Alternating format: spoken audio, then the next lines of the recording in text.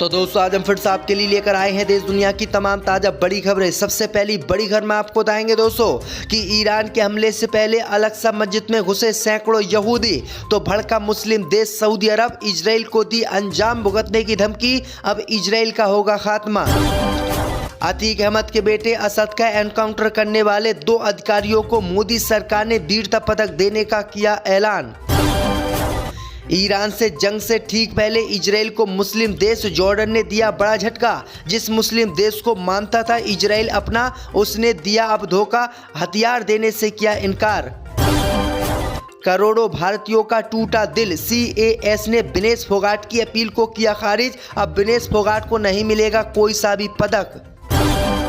बांग्लादेश की पूर्व प्रधानमंत्री शेख हसीना की बड़ी मुश्किलें, दुकानदार की हत्या के बाद शेख हसीना पर एक और केस हुआ दर्ज।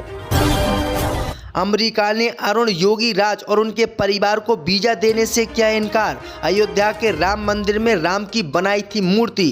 तो दोस्तों सभी खबरों को आपको एक एक कर बताने वाले हैं। वीडियो को लाइक कर चैनल को सब्सक्राइब कर दें। इसी बीच पर तो दोस्तों अगली खबर की ओर, तो ईरान से तनाव के बीच अल-अक्सा मस्जिद में घुसे सैकड़ों यहूदी, तो भड़का सऊदी अरब, इजराइल को दी अंजाम भुगतने की धमकी।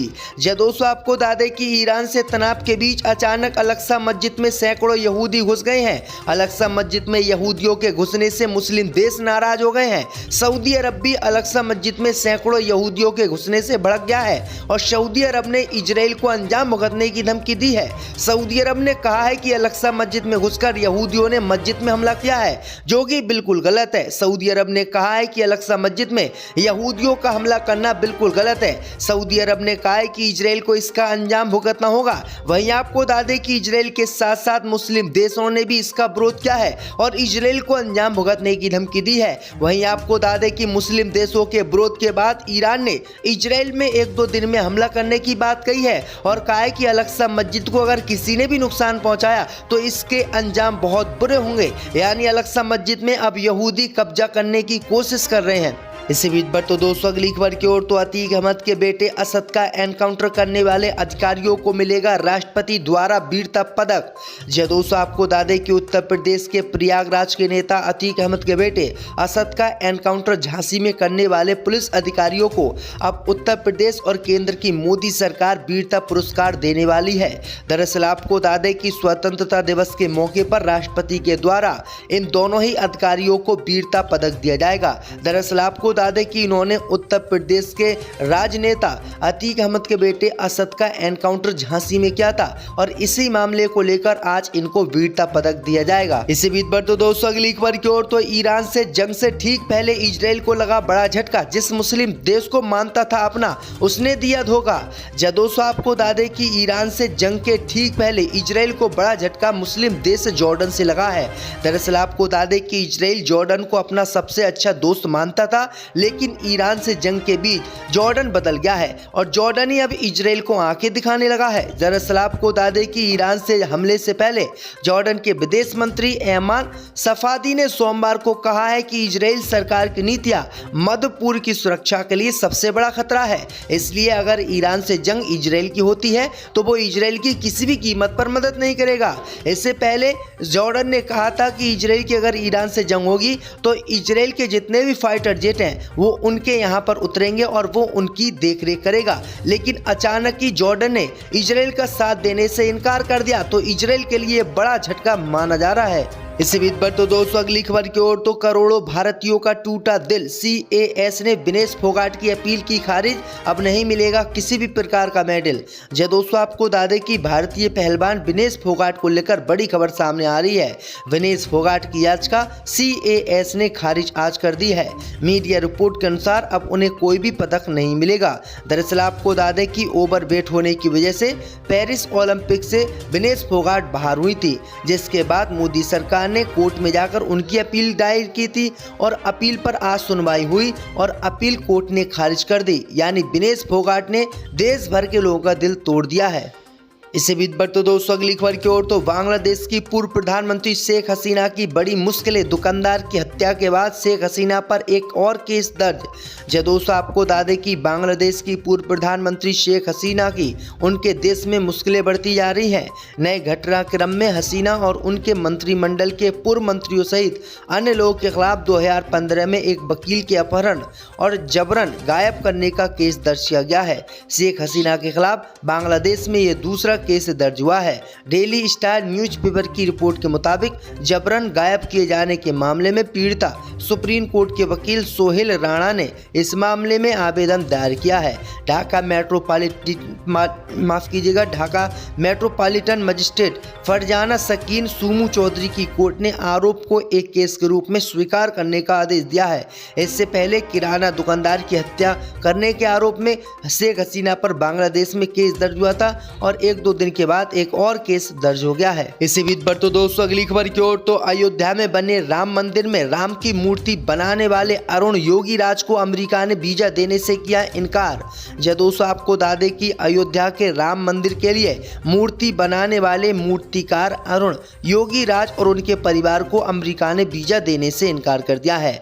उन्होंने एसोसिएशन ऑफ कन्नड़ कूट ऑफ अमेरिका के एक कार्यक्रम विश्व कन्नड़ कन्वेंशन 2024 में भाग लेने के लिए आवेदन किया था। इस कॉन्फ्रेंस को साल में 2 बार आयोजित किया जाता है, जिसका उद्देश्य दुनिया भर के अलग अलग समुदाय के सदस्यों को एक जगह लाना होता है। लेकिन आपको बता दें कि अमेरिकी दूतावास ने जो है इनको वीजा देने से इनकार कर दिया। दरअसल आपको बता दें कि इनको इसलिए वीजा देने से भी इनकार किया गया होगा क्योंकि राम मंदिर विवादित जमीन पर बना हुआ है और सुप्रीम कोर्ट ने हिंदुओं के पक्ष में फैसला सुनाया था और उसी मंदिर में इनके हाथ की बनी हुई मूर्ति को रखा गया है और उसी की हिंदू पूजा करते हैं। इसी मामले को लेकर अमेरिका नाराज है और अमेरिका ने इसलिए योगी राज को वीजा देने से इनकार कर दिया। अपना उसने दिया धोखा। दोस्तों आपको बता दें कि ईरान से जंग के ठीक पहले इजराइल को बड़ा झटका मुस्लिम देश जॉर्डन से लगा है।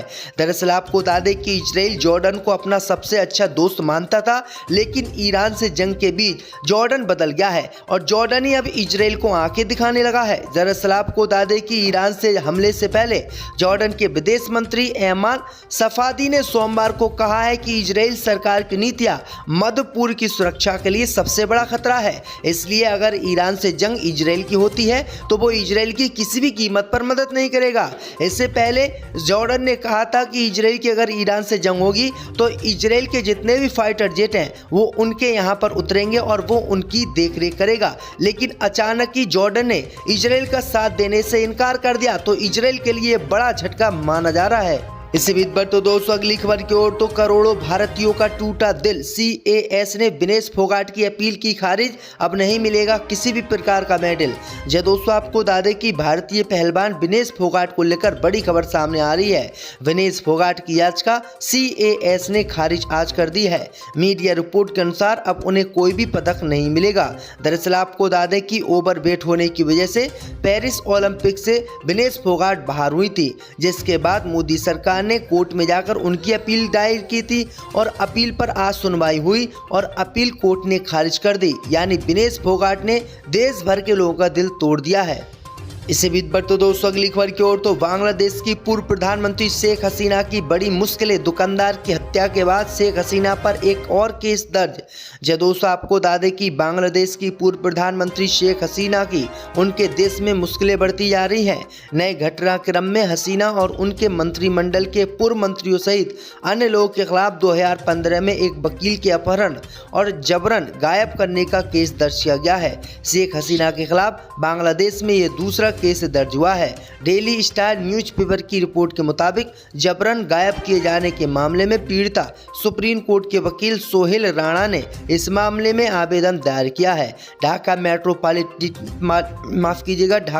मेट्रोपॉलिटन मजिस्ट्रेट फरजाना सकीन सूमू चौधरी की कोर्ट ने आरोप को एक केस के रूप में स्वीकार करने का आदेश दिया है। इससे पहले किराना दुकानदार की हत्या करने के आरोप में शेख हसीना पर बांग्लादेश में केस दर्ज हुआ था और एक 1-2 दिन के बाद एक और केस दर्ज हो गया है। इसी बीच पर तो दोस्तों अगली खबर की ओर, तो अयोध्या में बने राम मंदिर में राम की मूर्ति बनाने वाले अरुण योगीराज को अमेरिका ने वीजा देने से किया इनकार। जी दोस्तों, आपको बता दें कि अयोध्या के राम मंदिर के लिए मूर्ति बनाने वाले मूर्तिकार अरुण योगीराज और उनके परिवार को अमेरिका ने वीजा देने से इनकार कर दिया है। उन्होंने एसोसिएशन ऑफ कन्नड़ कूट ऑफ अमेरिका के एक कार्यक्रम विश्व कन्नड़ कन्वेंशन 2024 में भाग लेने के लिए आवेदन किया था। इस कॉन्फ्रेंस को साल में 2 बार आयोजित किया जाता है, जिसका उद्देश्य दुनिया भर के अलग अलग समुदाय के सदस्यों को एक जगह लाना होता है। लेकिन आपको बता दें कि अमेरिकी दूतावास ने जो है इनको वीजा देने से इनकार कर दिया। दरअसल आपको बता दें कि इनको इसलिए वीजा देने से भी इनकार किया गया होगा क्योंकि राम मंदिर विवादित जमीन पर बना हुआ है और सुप्रीम कोर्ट ने हिंदुओं के पक्ष में फैसला सुनाया था और उसी मंदिर में इनके हाथ की बनी हुई मूर्ति को रखा गया है और उसी की हिंदू पूजा करते हैं। इसी मामले को लेकर अमेरिका नाराज है और अमेरिका ने इसलिए योगीराज को वीजा देने से इनकार कर दिया।